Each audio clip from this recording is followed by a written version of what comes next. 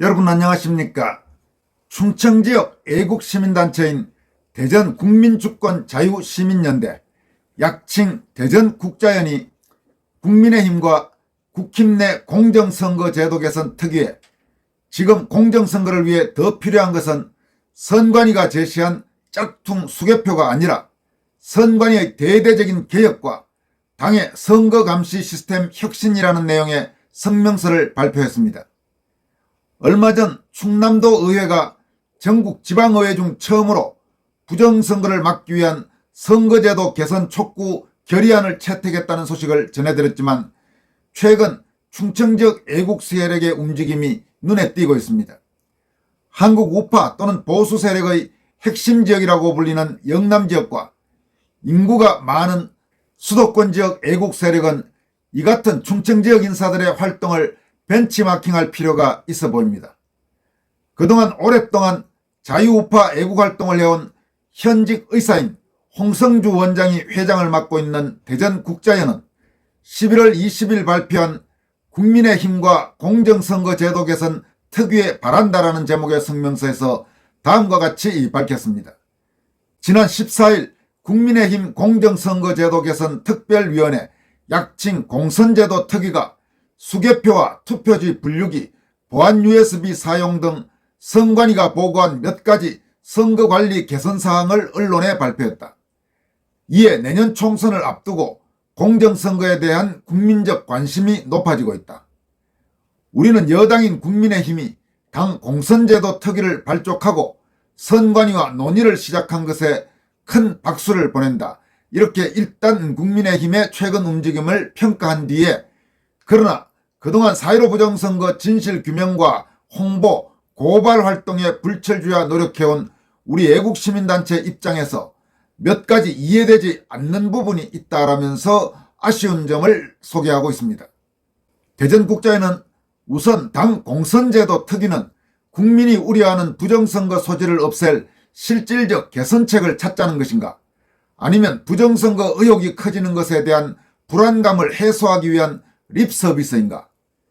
국민의힘과 특위는 우리와 같은 시민단체나 황교안 부방대 총괄대표, 민경욱 국투본 상임대표, 도태우 자유변협 회장 등이 그동안 주장해온 부정선거, 즉 투개표 전산 부정이 실제 있었음을 전제하고 있는가? 아니면 아직도 소위 부정선거 음모론자라는 입장으로 이들을 여전히 왕따시킨 채 다만 국민 불안감 해소 차원에서 선관위에 덜러리 서며 보여주기를 하고 싶은 것인가 라고 물었습니다. 이어서 이런 의문은 음모론 왕따뿐 아니라 당 공선제도 특위가 유포시킨 선관위발 수개표 때문이기도 하다. 수개표는 지난 정권 선관위의 공식 입장이었다.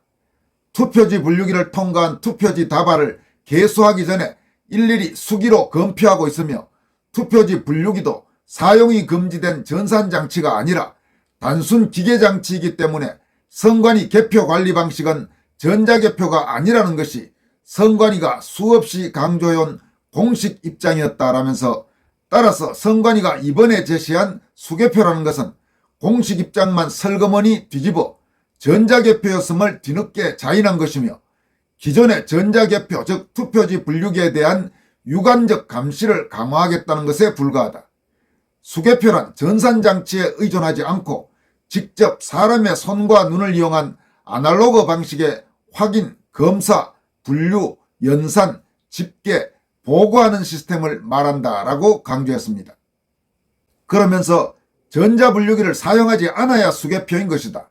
투표지 분류기와 개수기 사이에 선거사무원을 두고 따로 집계 기록과 보고도 없는 유관적 감시를 어떻게 수개표라 말하는가? 그런 감시는 원래 참관인 몫이다. 전자분류기 관리 주체인 선관위 사무원이 할 일이 아니다. 당과 특위가 이걸 수개표로 명명해 유포하며 선관위에 부안해동하는 이유가 무엇인가라고 따졌습니다. 대전국자연은 이어서 지금 대한민국 선거 주권을 사수하기 위해 가장 먼저 해야 할 일은 그동안 사사건건 국민을 상대로 거짓과 변명으로 사기쳐온 선관위에 대한 대대적인 개혁이다. 선거사무는 헌법사항이라며 감사원 직무감사를 거부하더니 국정원의 보안점검도 거부하고 극히 제한적인 범위에서 이루어진 가상 해킹 전산 점검 결과마저 부정하던 선관위였다라면서 그런 선관위가 이제까지 단순 기계 장치라고 국민을 속이며 불법을 저질러온 정체불명의 전자개표기 즉 투표지 분류기 해킹 방지를 위해 선관위 전용 보안 USB를 사용하겠다는 것이 가당키나 한 일인가 라고 질타했습니다. 대전국자연은 이어서 그렇다면 지금 해야 할 일이 무엇인지를 다음과 같이 강조합니다. 오늘날 부정선거 논란의 핵심은 투개표 전산 시스템과 선거인 명부 없는 사전투표였다.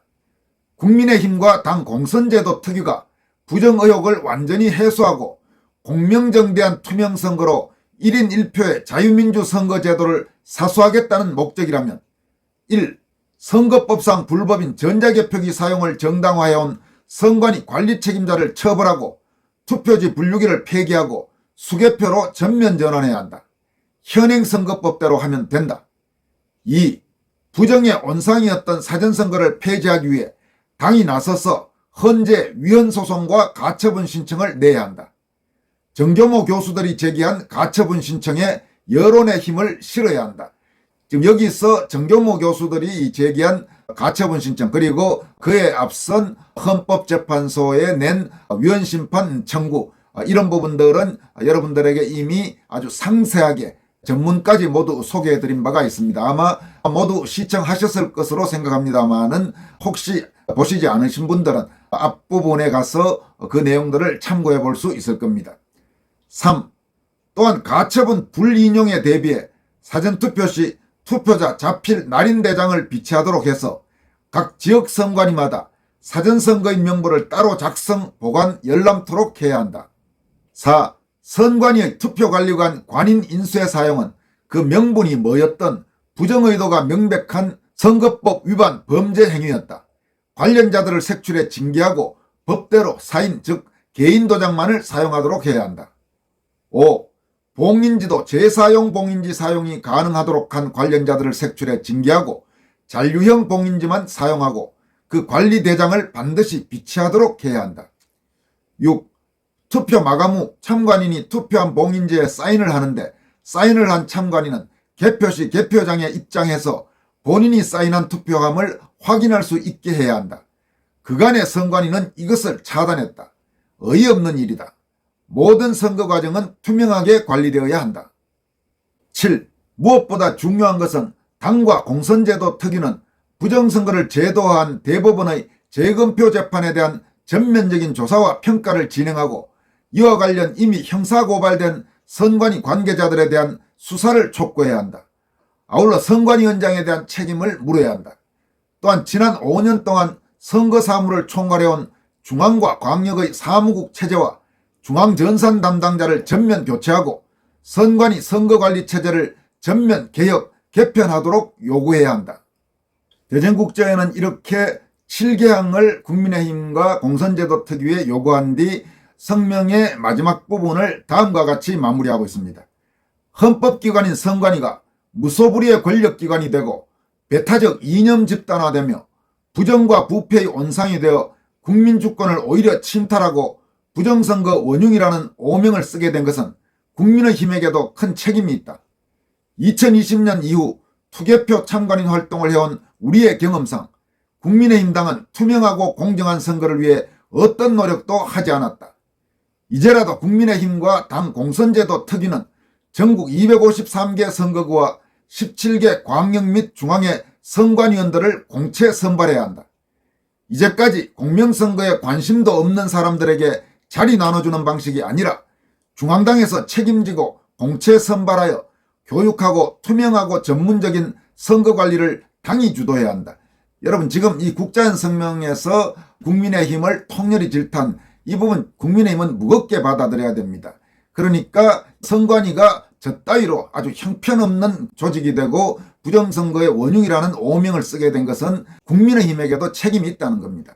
국민의힘이 그동안 선거 공정성 확보를 위해 노력하기는커녕 오히려 그런 노력을 한 사람들을 아주 배타적으로 그리고 외면하고 심지어 이준석 같은 자는 도대체 뭔 소리를 했습니까? 뭐 악성종양이니 요즘도 이준석은 방송에 나가서 헛소리들을 계속하고 있는 모양인데 그런 국민의힘이니까 뭐가 될 리가 없는 거죠. 그러니까 그 부분을 아주 전면적으로 개혁해야 한다는 것입니다. 그리고 솔직히 지난 대선만 해도 그렇습니다. 정말로 지난 대선에서 선거 부정을 막기 위해서 온몸을 던져 일한 사람들은 국민의힘 사람들이 아니었습니다. 오히려 부방대 혹은 국투본 또 이런 대전국자연 그리고 ROTC 애국동지회 고교연합 정군연합 이런 애국시민과 애국단체들이 눈을 부릅뜨고 선거 부정을 막기 위해 노력했고 그래서 어쩌면 지난 대선에서 윤석열 후보가 이재명 후보를 이기고 대통령에 당선돼서 그나마 문재인 시즌2를 막고 이재명 시즌1을 막고 그런 기적 같은 일이 가능했는지도 모릅니다. 그 당시 국민의힘 사람들이 했던 행태들을 들어보면 정말 저런 정당이 도대체 정당인가 싶을 정도로 한심한 생각이 드는 일이 한두 건이 아니었습니다. 대전국제한 성명 마지막 부분을 더 이어갑니다. 아울러 내 소중한 한 표를 지키고 자유민주공화국 대한민국을 사수하기 위해 발로 뛰는 애국자들이 전국에 널려있다. 이들은 거의 모두 투개표 참관인 활동을 자발적으로 해온 사람들이다. 집권 여당인 국민의힘은 이번에 투개표 참관인 5만 명을 모집해서 내년 총선의 투개표 전 과정을 촘촘하게 감시할 감시망을 구축해야 한다. 부방대와 국투본 등 시민사회에서 활동해온 NGO 활동가들을 대거 영입하여 자유민주공화정을 전복하려는 부정선거 카르텔이 감히 엄두를 낼 수 없도록 총체적인 시민감시 네트워크를 구축할 것을 강력히 촉구한다. 국민의힘과 공선제도 특위는 우리의 진정어린 충언을 수용하고 즉각 실천에 나서야 한다. 이렇게 대전국민주권 자유시민연대 의사인 홍성주 회장이 주도하고 있는 대전국자연에서 11월 20일 발표한 성명 내용이었습니다. 이어서 이준석 관련 소식을 좀 더 살펴보도록 하겠습니다. 어제 이준석의 미국 하버드대 학력 의혹을 추적해온 김영윤 폴리티코 정치연구소장이 이준석은 하버드 대학에서 당초 자신이 주장했던 복수 학사 학위를 취득하지도 않았고 심지어 정식 하버드대 졸업장도 받지 못했다고 폭로했다는 소식을 전해드렸습니다. 쉽게 말하면 이준석의 학력을 제대로 조사 수사하면 이준석의 최종 학력은 하버드 대학 졸업이 아니고 고졸이라는 것이 김영윤 폴리티코 정치연구소장의 주장입니다.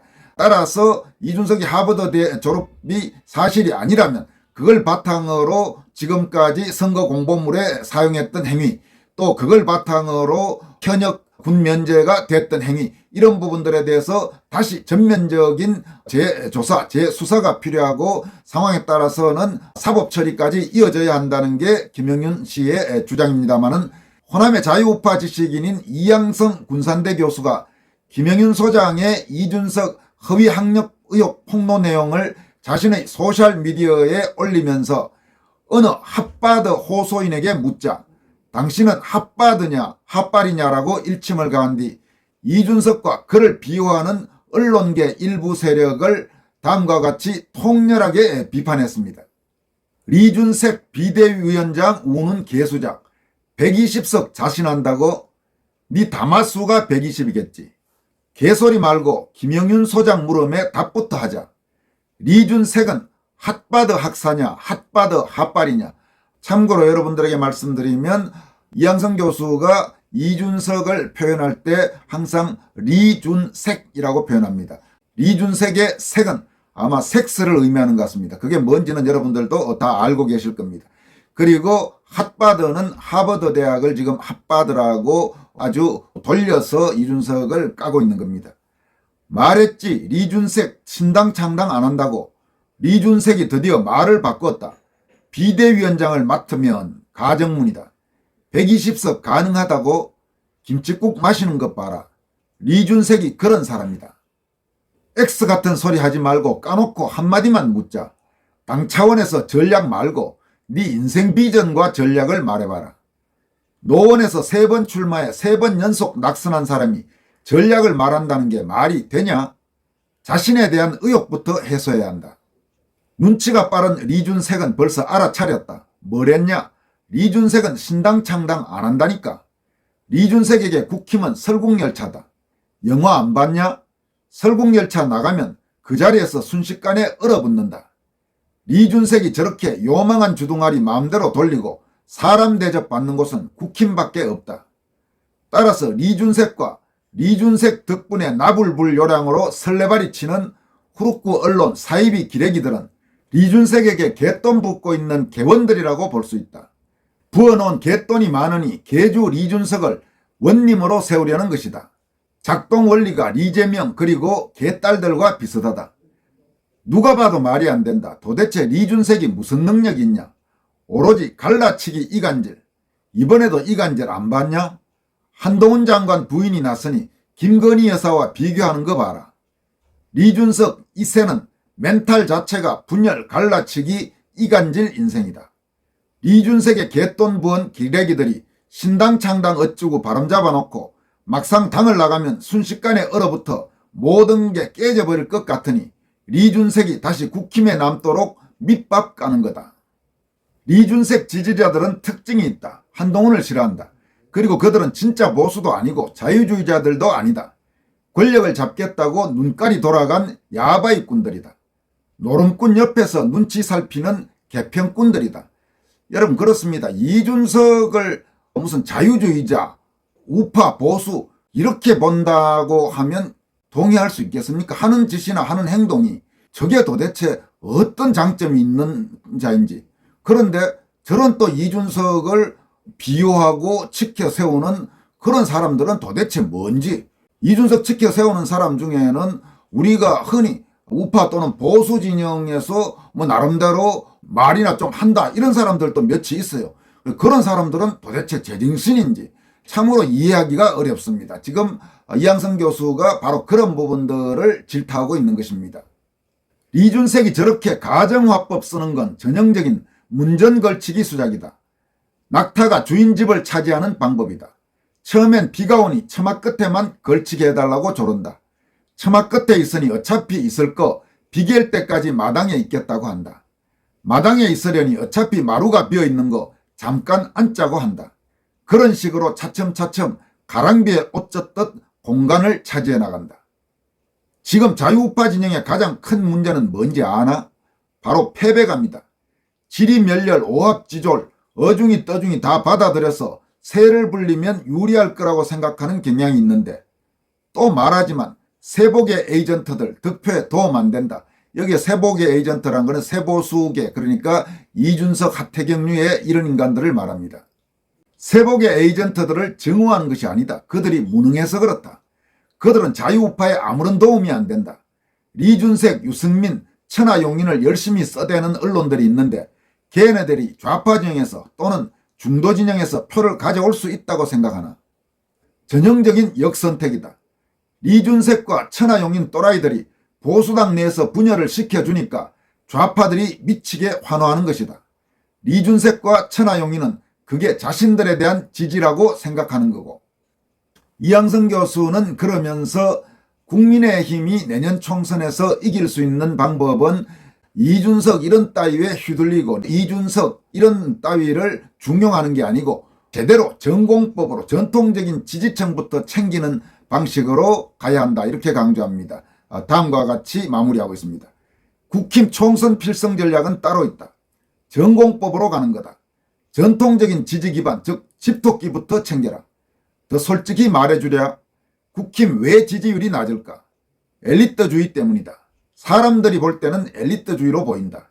그래서 지지율이 낮은 것인데 리준석, 천하용인, 리준석, 천하용인이 검은머리 흰머리 되도록 국힘 내 버티고 있어봐라. 지지율이 오르나. 국힘은 전통적인 지지층부터 챙기는 것부터 다시 시작해라. 그러면 무조건 이긴다. 이렇게 이양성 교수는 마무리했습니다. 적어도 이준석에 휘둘리고 이준석 따위의 인간들이 국민의힘을 좌지우지한다면 그 정당은 미래가 없습니다. 그 부분은 확실히 단언합니다. 언론계 일부 인사들이 황당하게 짝이 없는 헛소리들을 하고 있는데 이준석에 휘둘려서 그러면 국민의힘이 앞으로 미래가 있을 거라고 생각한다는 것은 착각도 엄청난 착각입니다. 여기까지 하겠습니다. 여러분 고맙습니다.